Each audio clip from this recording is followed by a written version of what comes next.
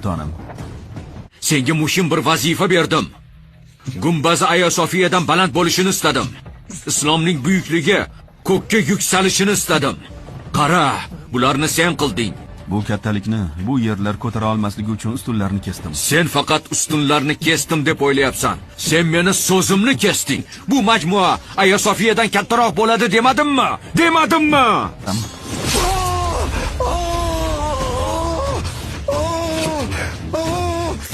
Hozir meni so'roq qilar ekanmi? Yo'q. Islom shariati.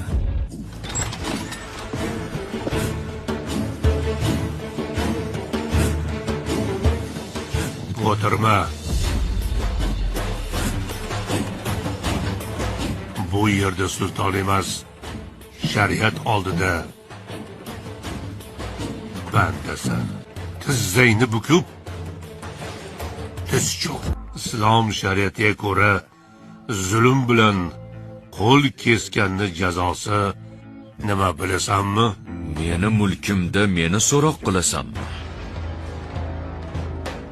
Mulk Allohniki.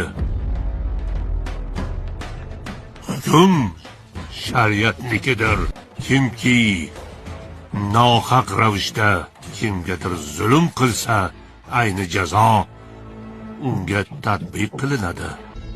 Uzat qo'lingni, Murod o'g'li Mehmet. Modomiki adolatning hukmi shu ekan,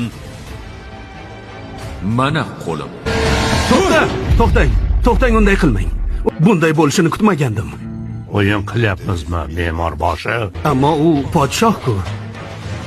Bu yerda emas. Murod o'g'li Mehmet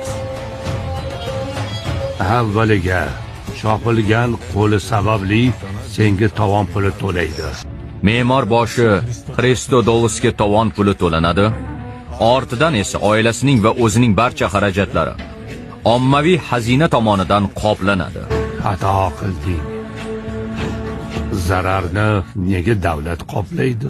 Davlatimizga ravnaq bergan Shayx Adabali nima degan?